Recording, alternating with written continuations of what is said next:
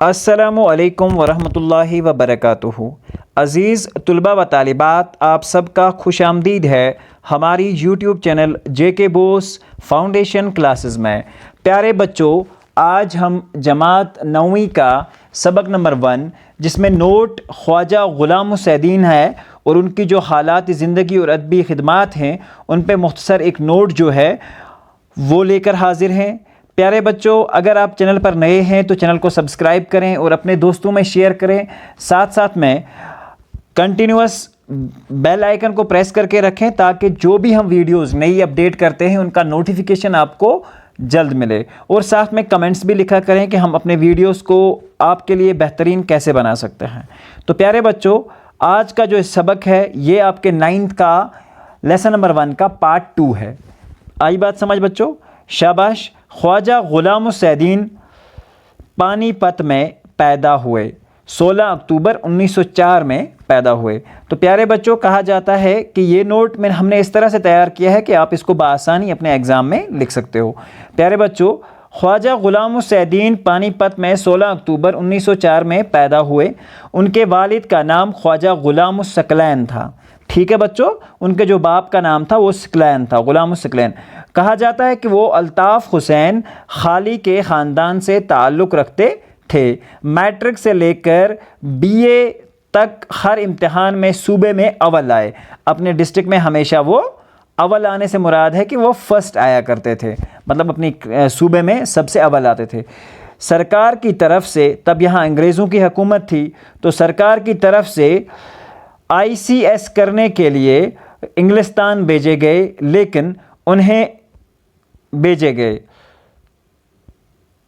لیکن انہیں انتظامی امور سے درس و تدریس کا کام زیادہ پسند تھا۔ لیکن کہا جاتا ہے کہ ان کو اپنی زندگی میں پڑھانے لکھانے اور اس نظم و نسق کو چلانے سے زیادہ محبت تھی، اور وہ چاہتے تھے کہ وہ ایک مدرس بنے، ایک معلم بنے۔ ٹھیک ہے بچوں، اور بچوں کو پڑھائیں، یہ ان کی زندگی کا شوق تھا۔ انگلستان سے M.Ed کی ڈگری خصوصی امتیاز کے ساتھ حاصل کی، یعنی کہ اچھے مارکس لائے اور اچھے طرح سے وہاں سے پاس ہو کر واپس آئے، اور ہندوستان آ کر علی گڑھ میں انگلش سکول کے سربراہ مقرر ہوئے۔ تو علی گڑھ میں آ کر وہ انگلش سکول کے، ایکچولی خواجہ غلام حسین الدین نے بہت ساری جو اپنی تصانیف ہیں وہ انگلش میں ہی لکھی ہیں بچوں۔ پھر ٹیچرز ٹریننگ کالج کے پرنسپل کی حیثیت سے بلائے گئے، اور اس کے بعد ان کو ٹیچرز ٹریننگ کالج جو تھا جہاں لوگ استادوں کو ٹریننگ دی جاتی ہے وہاں کا پرنسپل مقرر کیا گیا، کیونکہ ان کو اس انتظام کو چلانے میں پسندیدہ شخص تھے، اور وہ آلریڈی اس انتظام سے محبت رکھتے تھے کہ پڑھائی کا جو نظام ہے، تعلیمی نظام جو ہے یہ کیسے ہونا چاہیے، کس طرح سے چلنا چاہیے، ان ساری چیزوں سے ان کو اور اس وقت میں انگلستان سے پڑھائی کر کے آنا یہ بھی بہت ہنرمندی تھی، اور یہ بھی قابلیت ہی تھی کہ وہ انگلستان سے پڑھ کے آئے تھے، اور وہ چاہتے تھے کہ یہاں کا نظم و نسق جو ہے تعلیمی اعتبار سے وہ بالکل سدھر جائے اور بچوں کو اعلیٰ سے اعلیٰ تعلیم مل سکے۔ تو پیارے بچوں، کہا جاتا ہے رامپور میں مشیر تعلیم رہے، یعنی کہ ایڈوائزر جس کو ہم کہیں گے، مشیر تعلیم کی حیثیت سے انہوں نے رامپور میں کام کیا۔ ٹھیک ہے بچوں، اس کے بعد کشمیر میں بھی ناظم تعلیم کی حیثیت سے کام کیا، اور اس کے بعد ان کو موقع ملا وہ کشمیر بھی آئے، اور یہاں پہ بھی ناظم تعلیم یعنی کہ تعلیم کا جو نظام جو ہے اس کو دیکھنے اور پرکھنے والا۔ ٹھیک ہے بچوں، آپ حکومت ہند کی وزارت تعلیم کے مشیر اور جوائنٹ سیکرٹری کے عہدوں پر بھی فائز رہ چکے ہیں۔ تو پیارے بچوں، مشیر سے مراد ہوتا ہے ایڈوائزر، یعنی کہ جو ہندوستانی تعلیم وزیر ہوتا ہے اس کا جو ایڈوائزر ہوتا ہے، اس کو ایڈوائز دینے والا جو بندہ ہوتا ہے، مطلب کہ ہم تعلیم میں کیسے چینجز لا سکتے ہیں، پیٹرن کیا رکھ سکتے ہیں، کون سی چیزیں کر سکتے ہیں، یہ ساری چیزوں کے لیے ان کو وزارت تعلیم کے مشیر بنایا گیا، اور جوائنٹ سیکرٹری کے عہدے پر بھی فائز رکھا گیا، رہ چکے ہیں وہ، اس عہدے پر بھی وہ فائز رہے۔ اس کے علاوہ انہوں نے امریکہ کی مختلف یونیورسٹیوں میں مشیر اور پروفیسر کی حیثیت سے بھی کام کیا۔ تو پیارے بچوں، یہ قابلیت اور ذہنیت کے مالک تھے، تبھی تو امریکہ کی ایک یونیورسٹی میں، کئی یونیورسٹیوں میں، ایک ہی میں نہیں، مشیر بھی رہے اور پروفیسر کی حیثیت سے بھی کام کیا، یعنی کہ بچوں کو پڑھایا بھی۔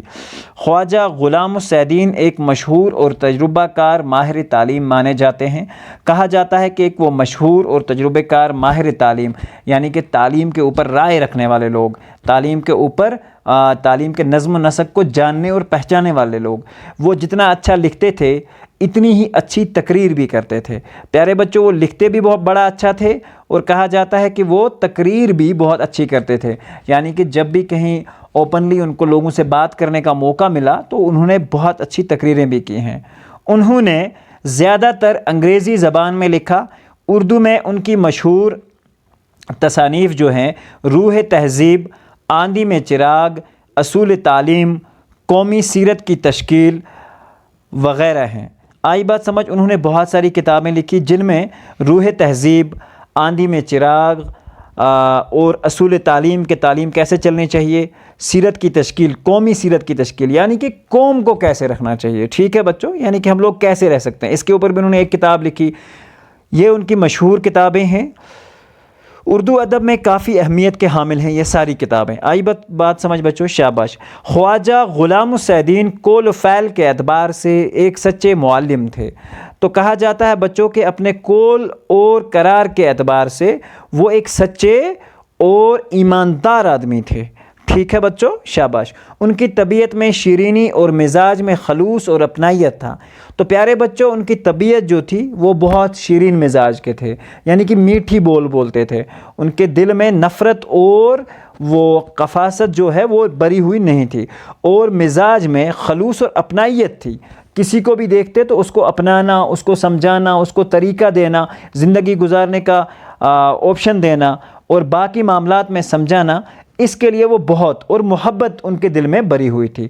اور ان کی ایک خاص بات تھی کہ ان میں نوجوانوں کی تربیت پر کا پرجوش جذبہ تھا۔ وہ چاہتے تھے کہ نوجوان جو ہیں تربیت یافتہ ہوں۔ تو پیارے بچوں، کہا جاتا ہے کہ اگر کسی قوم کی آپ کو حیثیت جاننی ہو تو اس قوم کے نوجوانوں کو آپ دیکھو۔ اگر اس قوم کے نوجوان بیدار ہیں تو سمجھو کہ وہ قوم بیدار ہے۔ تو پیارے بچوں، نوجوان ہم سب لوگ ہیں، تو ہم کو چاہیے کہ ہم اپنی زندگی ایک ایسے طریقے سے گزارے جس طرح سے ہم پوری دنیا کے لیے، اپنی قوم کے لیے اور اپنے ملک کے لیے دفاع کر سکیں اور اپنے ملک کی پہچان باقی دنیا میں بنا سکیں، جس کا ثبوت کہا جاتا ہے، اس تربیت کا ثبوت کہا جاتا ہے کہ ان کی تحریروں میں بھی جا بجا ملتا ہے کہ کیونکہ انہوں نے اپنی بہت ساری تحریریں جو ہیں نوجوانوں کے لیے بھی لکھی ہیں۔